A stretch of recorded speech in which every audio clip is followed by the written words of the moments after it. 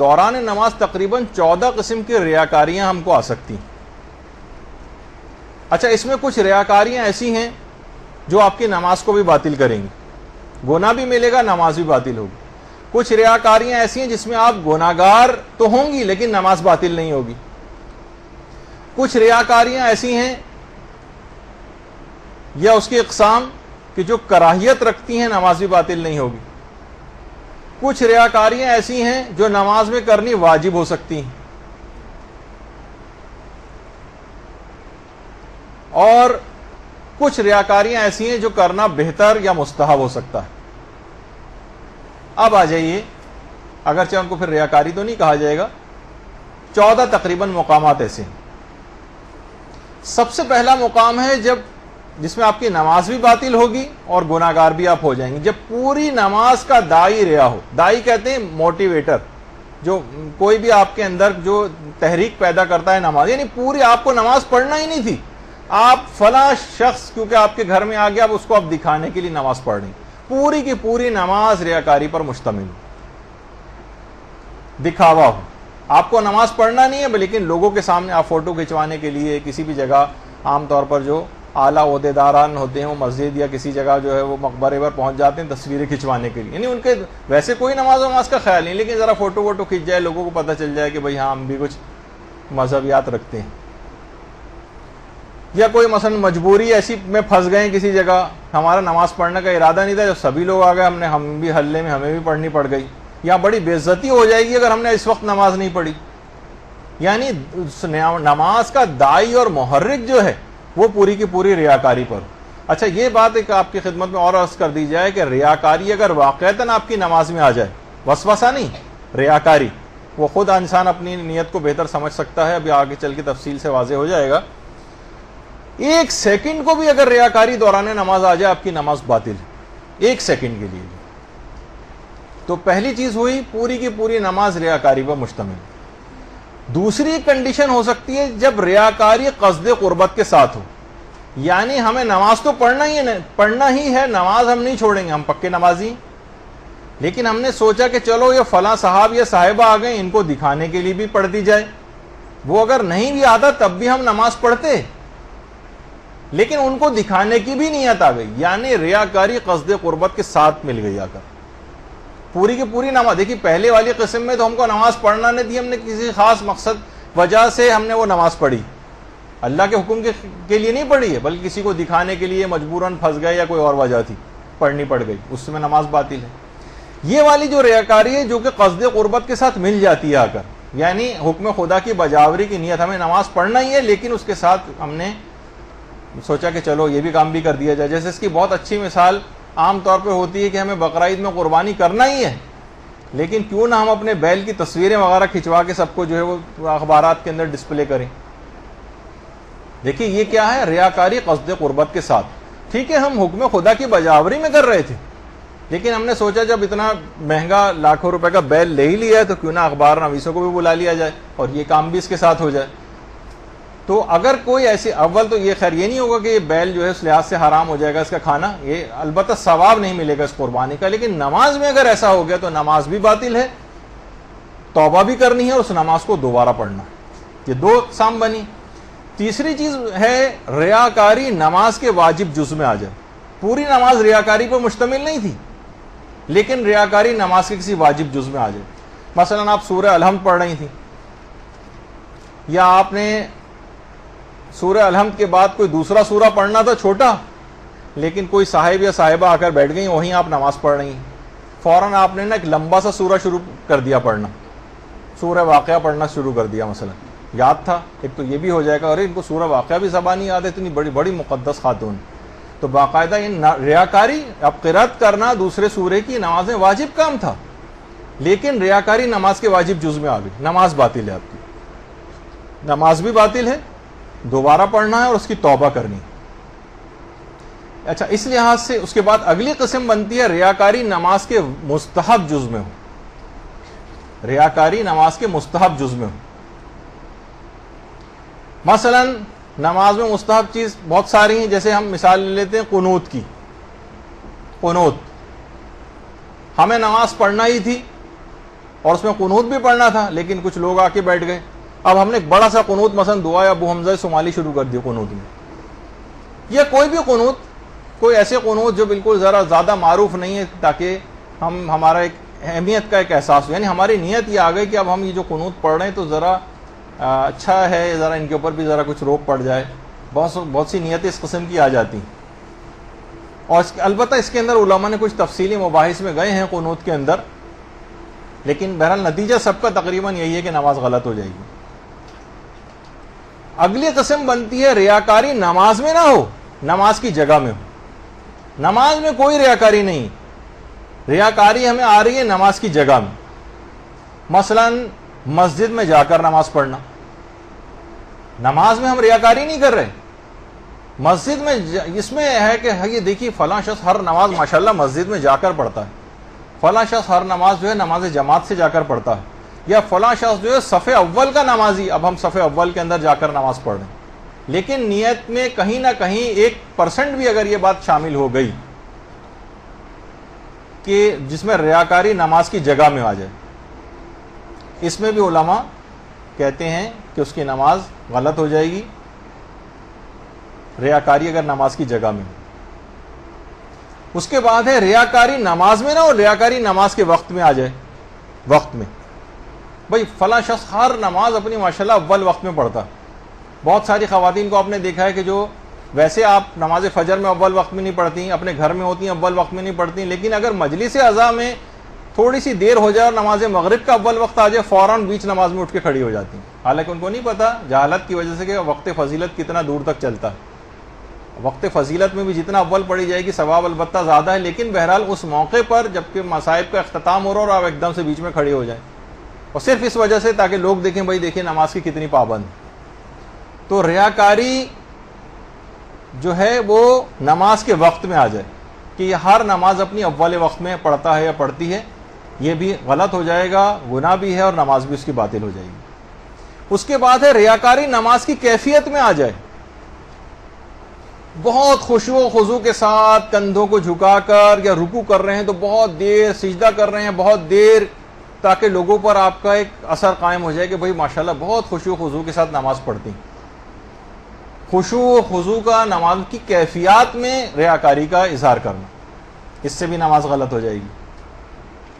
یا مثلا سجدہ گاہ کو رگڑ رگڑ کے اس کو صاف کر رہے ہیں لوگوں کو دکھانے کے لیے، نہیں یہ تو خیر ابھی اس کے الگ اس میں آئے گا، یہ مقدمات نماز میں. خیر تو نماز کی کیفیت میں ہو جائے، جیسے رکوع میں، سجدہ میں، کسی بھی اس طرح سے کہ نماز کی کیفیت میں ریاکاری. اس کے بعد ایک چیز اور آتی ہے جس سے نماز باطل تو نہیں ہوتی لیکن گناہگار انسان ہو جاتا ہے. ریاکاری نماز کے مقدمات میں.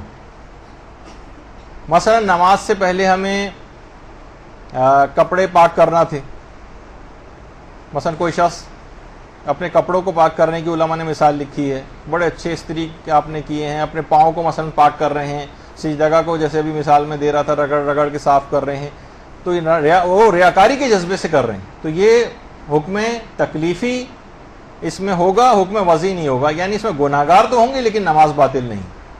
اچھا اسی طریقے سے ریاکاری اگر نماز کے بعد ہو، ریاکاری نماز کے بعد ہو، ہم نے نماز پڑھی، نماز پڑھنے کے بعد مڑ کر دیکھا تو بہت سارے لوگ ہمارے پیچھے ہمیں دیکھ رہے تھے، اب فوراً ہمیں دماغ میں خیال آ رہے ہم نے تو بڑی خشوع و خضوع سے یہ نماز پڑھی، ان پہ بڑا روب پڑ گیا ہوگا میری نماز کا. کیا کہ وہ پوری نماز میں کوئی ریاکاری نہیں تھی، نماز کو ختم کرنے کے بعد ریاکاری آئی. یہ گناہ تو ہے لیکن یہ مبطل نماز نہیں ہے، کیونکہ ریاکاری نماز کو ختم کرنے کے بعد آئی.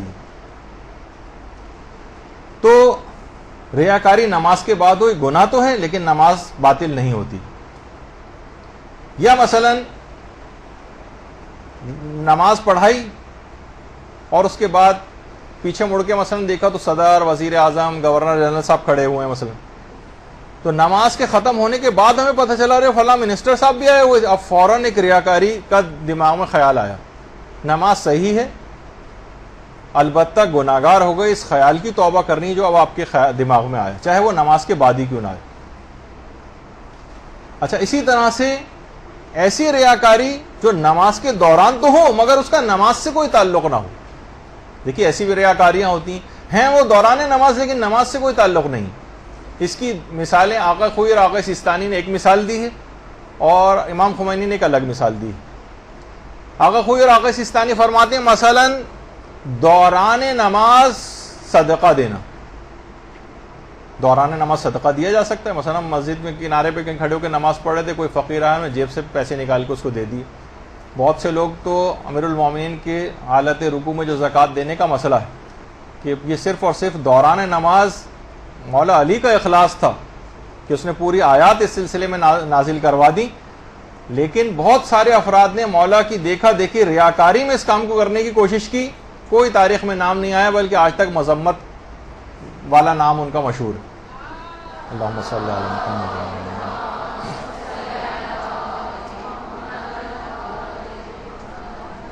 تو دوران نماز اگر کوئی صدقہ دے رہا ہے تو دیکھا جائے تو صدقے کا نماز سے کیا تعلق ہے, لیکن دیا آپ نے دوران نماز ہے تو یہ گناہ تو ہے, لیکن اس کا نماز آپ کی باطل نہیں ہوگی.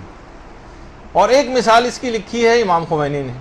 امام خمینی نے فرمایا کہ نماز میں تحت الحنک نکالنا, دوران نماز ہم نے تحت الحنک کہتے ہیں امامے کا ایک سرا نکال کر گلے پہ سے لے کے دوسری طرف ڈال دیا جائے جیسے اس میں, اور دل میں آدمی یہ سوچے, یہ تو خیر مقدس عالم دین ہے, میں اس سے مثال تحت الحنک دکھانے کے لیے آپ کو ایک بات بتائی ہے.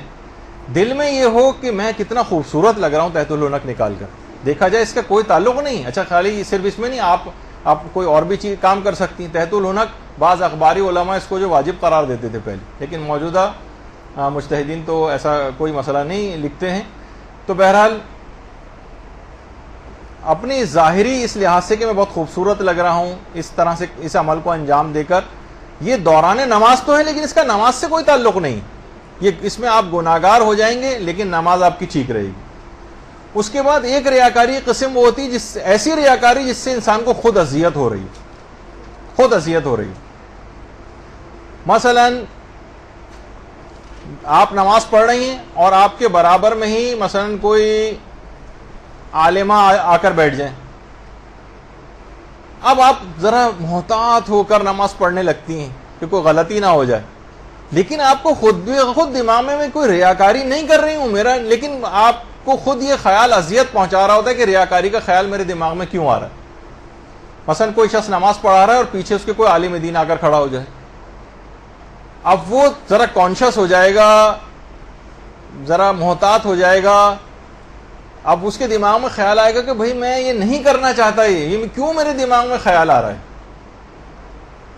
اس کی جس پہ انسان کو خود اذیت ہو, یہ ریاکاری نہ یہ تو حرام ہے, جس قسم کا ریاکاری کے خیالات آنا, اور نہ مکروہ ہے, کچھ نہیں ہے یہ, اور کوئی پرواہ کی بات نہ آپ مت سمجھیں. لوگ بہت پریشان ہوتے ہیں. ایسی ریاکاری جس سے آپ کو خود اذیت ہو, اس سے نماز پر کوئی فرق نہیں پڑتا.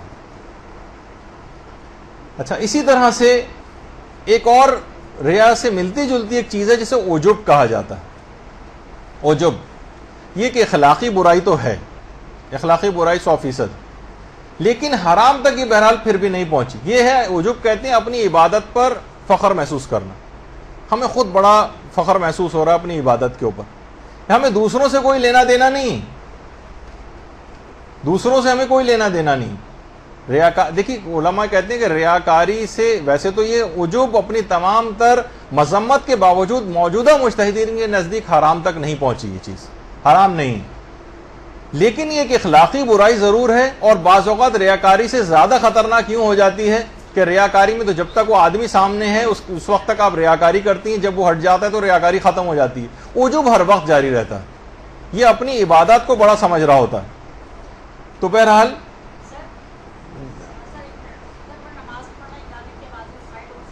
نہیں, گانے سے کوئی فرق نہیں پڑتا, وہ تو کل اس میں ریاکاری کا کوئی مسئلہ ہی نہیں ہے, وہ تو ہاں نماز جاری رکھی.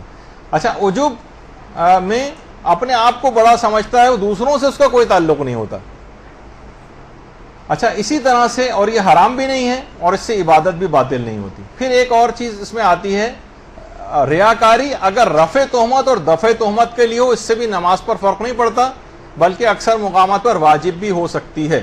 رفع تہمت یہ ہوتی ہے کہ ہم پر ایک تہمت لگ گئی ہے اور اسے ہٹا رہے ہیں.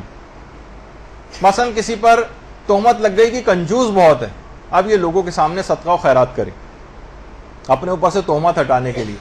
آپ پر تہمت لگ گئی ہے کہ آپ نماز نہیں پڑھتی، اب آپ لوگوں کے سامنے جو ہے وہ نماز پڑھیں. اچھا، رفع تہمت کہتے ہیں تہمت لگ گئی اور اس کو ہٹا رہے ہیں. اور ایک ہوتی ہے دفع تہمت. تہمت لگی نہیں ہے لیکن امید ہے کہ لگ جائے گی اگر ہم نے لوگ اتنا زیادہ اگر اپنی عبادتوں کو چھپانے لگیں، کسی کے سامنے ہر وقت ریاکاری کے خوف سے ظاہر نہ کریں، تو نمازیں ظاہر ہی نہیں ہوں گی.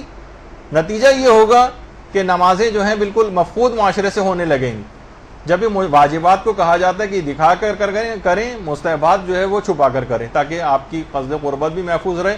اور واجبات میں یہ ہوتا ہے کہ تاکہ احکام اسلامی کا نفاذ معاشرے کے اوپر نظر آئے. تہمت لگ جائے گی جب بھی کہا جاتا ہے. کچھ علماء اس سے بھی استدلال کرتے ہیں کہ ہم پر ایک تہمت لگی تھی جس کے نتیجے میں ایم اے جناح روڈ پر جلوس کے دوران روک کر نماز پڑھنا اسی تہمت کو رفع کرنے کے لیے تھا. تو بہرحال وہ ایک الگ چیز ہے کہ کہیں میں جو ہے معاشرے کے اندر بے نمازی جو ہے وہ مشہور نہ ہو جاؤں. تو اس لحاظ سے اس کی جو ہے وہ اہمیت ہے اپنی جگہ کہ اس کو سب کے سامنے کیا جائے. اس کے بعد پھر کچھ علماء یہ بھی کہتے ہیں کہ سب کے سامنے اپنی نمازوں کو دکھا کر کرنا یہ واجب بھی ہو سکتا ہے. مستحب تو چھوڑیے، اگر یہ واقعتاً ایسا ہو جائے، ہماری کیونکہ نیت یہ نہیں ہے کہ ہم اپنی ذات کی کوئی پروموشن کرنا چاہ رہے ہیں یا اس کو مشہور کروانا چاہ رہے ہیں، وہ تو پھر حرام اور باطل نیت. اس میں یہ ہے کہ ایک مومن کو تہمت سے بچانا مقصود ہے، اور یہ معاشرے کے اندر ایک بہت توہین آمیز بات ہے کوئی بے نمازی مشہور ہو جائے، تو پھر ٹھیک ہے وہ دکھا کر کرے، اس میں بھی پروردگار کے حکم کی نیت آ رہی. پھر ایک ہے ریا تشویق و ترغیب کے لیے ہو. مثلا ہمیں نماز پڑھنی تھی 1 گھنٹے بعد، ہم نے سوچا کہ بچوں کو اول وقت نماز پڑھنے کی ترغیب دینے کے لیے ذرا اول وقت میں نماز پڑھ لوں تاکہ بچے بھی میرے ساتھ کھڑے ہو کر نماز پڑھ لیں. اب یہ کیا ہے، آپ ترغیب دے نہیں ہیں. نماز شب آپ کو پڑھنی تھی بالکل فجر کے قریب، لیکن آپ نے کہا یہ بچے سو جائیں گے. آج کل آقا سیستانی کی مثلا تقلید میں ہے نماز عشاء کے فوراً بعد وقت آ جاتا ہے، چلو میں ان کی وجہ سے ان کو ترغیب ہو جائے نماز شب کے لیے جو ہے آپ نے نماز شب پڑھنا شروع کر دی تاکہ بچے بھی آپ کے ساتھ شامل ہو جائیں. تو اب کیا ہے، اس میں ترغیب دلانے کے لیے، تشویق کے لیے، تاکہ بچوں کے اندر بھی نماز کا جذبہ پیدا ہو جائے. یہ ایک مستحسن فعل اور باعث ثواب. یہ اگر چاہے یہ بھی دکھا بچوں کو رہے، لیکن یہ حکم خدا اس کے اندر پلٹ کے پھر آ جاتا ہے. ایک دائی الگ دائی کی ایک نیت ہوتی ہے جو کسی اور وقت بتاؤں گا، لیکن نتیجہ اس کا یہ ہے کہ نماز اس کی صحیح. اور اس کے بعد ایک مسئلہ کی وضاحت اور کر دی جائے، بس یہ آخری 1 یا 2 مسئلے اور رہ گئے ہیں کہ ریاکاری خواہ آپ کے نماز کے شروع میں ہو، چاہے درمیان میں ہو، چاہے سب سے آخر میں ہو، آپ کی نماز باطل ہو جائے گی. اگر وہ واقعتاً ریا ہے، وسوسہ نہیں کہ خود اذیت ہو رہی ہے ہمیں خود خیال پسند نہیں آ رہا کہ کیوں ہمارے دماغ میں آ رہا ہو، تو آپ نے سن لیا کہ وہ ریاکاری نہیں یا اس کا کوئی اثر مرتب نہیں ہو رہا، اور 1 سیکنڈ کے لیے بھی آ جائے تو نماز باطل ہو جاتی. اچھا، ریاکاری میں ایک مسئلہ خطرناک اور بھی ہے کہ ریاکاری سے جو نماز کے باطل ہونے کا مسئلہ ہے، چاہے ہم ریاکاری پیدا ہوئی اگلے ہی سیکنڈ میں ہم نے توبہ کر لی، ریاکاری پیدا ہوئی اگلے ہی سیکنڈ میں توبہ کر لی اور اس کے بعد پھر نماز کنٹینیو کی، جی نہیں، آپ کی نماز باطل ہو چکی ہے، نماز کو دوبارہ شروع سے پڑھنا پڑے گا. یعنی توبہ سے بھی فرق نہیں پڑتا، نماز وضع حکم اس پر یہ رہے گا کہ آپ کو نماز دوبارہ پڑھنا پڑے گی. تو یہ اس میں ایک مسئلہ ہے. اچھا، اب یہاں پر ایک مسئلہ آپ کو اب پیدا ہو جائے گا. اگر یہ مسئلہ میں نے نہیں بتایا تو پوری نشست آپ کے لیے بیکار اور سب نمازیں آپ دوبارہ پڑھنے لگیں گے اپنا. وہ یہ کہ شک پیدا ہو جائے کہ یہ جو خیال میرے دماغ میں ابھی ابھی پیدا ہوا تھا یہ ریاکاری تھا یا نہیں تھا. یہ بہت بڑا مسئلہ ہے، اور یہ بڑا آقا خوئی بھی کہتے ہیں نے لکھا ہے کہ یہ مسئلہ بہت زیادہ وسواسی اشخاص کو پیش آتا ہے، لیکن آج کل کیونکہ سبھی وسواسی ہیں تو یہ زیادہ تر افراد کا یہ مسئلہ بن کے رہ گیا. اس میں علماء نے ایک ترکیب بتائی. ترکیب یہ ہے کہ اگر آپ کو کبھی کوئی خیال دوران نماز یہ پیدا ہو کہ کہیں یہ ریاکاری والا خیال تو نہیں آیا ابھی میرے دماغ میں جس سے نماز باطل ہوتی، اور شک میں مبتلا ہو جائیں کون سا خیال تھا یہ. مثلا آپ نماز پڑھ رہی تھی، کوئی خاتون آ کے بیٹھ گئیں، اب آپ نے جو ہے نا وہ آپ کو ہے کہ آپ نے ذرا اچھی قرات کر کے نماز شروع کر دی، زیادہ خشوع خضوع سے شروع کر دی، اب فوراً دماغ میں خیال آ رہے کہیں یہ ریاکاری تو نہیں ہو گئی تھی. شک پیدا، اگر یقین ہو جائے تو نماز باطل، لیکن شک ہو گیا کہ پتہ نہیں ریاکاری تھی یا نہیں. علماء فرماتے ہیں کہ اس سے 1 درجہ پہلے جو کام آپ نے کیا تھا اس میں اپنی نیت کو چیک کریں. مثلا سجدے میں ایسا ہوا، یہ والا خیال آیا، اب آپ سوچیں کہ جب میں اس سے پہلے رکوع میں تھی اس وقت میری کیا نیت تھی؟ آپ نے کہا نہیں، رکوع میں تو میری اخلاص نیت تھی، بالکل اس میں ایسا کوئی خیال نہیں تھا. بس اپنے اس پرانے خیال کو، رکوع والے خیال کو سجدے میں بھی کھینچ کر لائیں، سوچیں گے اب بھی نہیں ہے اور آپ کی نماز صحیح ہے. اچھا اسی طرح سے مثلا رکوع میں تھی اور تو یہ خیال دماغ میں آیا، اب اس سے پہلے کیا تھا؟ قیام میں جب آپ قرات کر رہی تھی، اب اپنی قرات والے مسئلے کو چیک کریں. کہا کہ نہیں ہاں اس وقت تو یہ والا خیال نہیں تھا، اب آپ اسی خیال کو یہاں کھینچ کے لائیں، سوچیں گے اب بھی نہیں ہے. اچھا قرات میں کر رہی تھی، اس وقت یہ خیال پیدا ہو گیا، اس سے پہلے آپ نے کیا کام کیا ہے؟ تکبیرۃ الاحرام پڑھی. تکبیرۃ الاحرام کے متعلق غور و فکر کریں.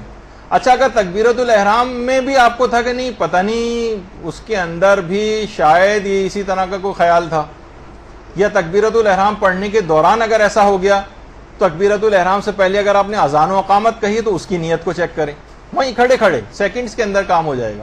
لیکن اگر آپ نے تکبیرۃ الاحرام مثلا یا اس سے پہلے کے کوئی عمل، وہ عمل ہی آپ نے انجام نہ دیا ہو اور اب بھی آپ کے خیال میں دماغ میں خیال پیدا ہونے لگے اور اس سے پہلے کا کوئی عمل ایسا نہ ہو جس کی نیت کو آپ یہاں کھینچ کر لے کر آئیں، تو آپ کی نماز باطل ہو جائے گی. کوئی اس سے پہلے خلاص نیت والا عمل اس سے ایک درجہ پہلے ہونا چاہیے جس کو آپ یہاں پر کھینچ کر لا سکیں، جسے ہمارے ہاں قانون استصحاب کہا جاتا ہے اصول فقہ. وہ اس کو بیان کرنے کا بھی وقت نہیں ہے، لیکن بہرحال اس قانون کو کھینچ کر پچھلے عمل کو لے کر آئیں اور اس پر اپنی جو ہے وہ عمل کی بنیاد رکھیں اور اسی کے مطابق اپنی بات کو، اپنے اس نماز کو مکمل کریں.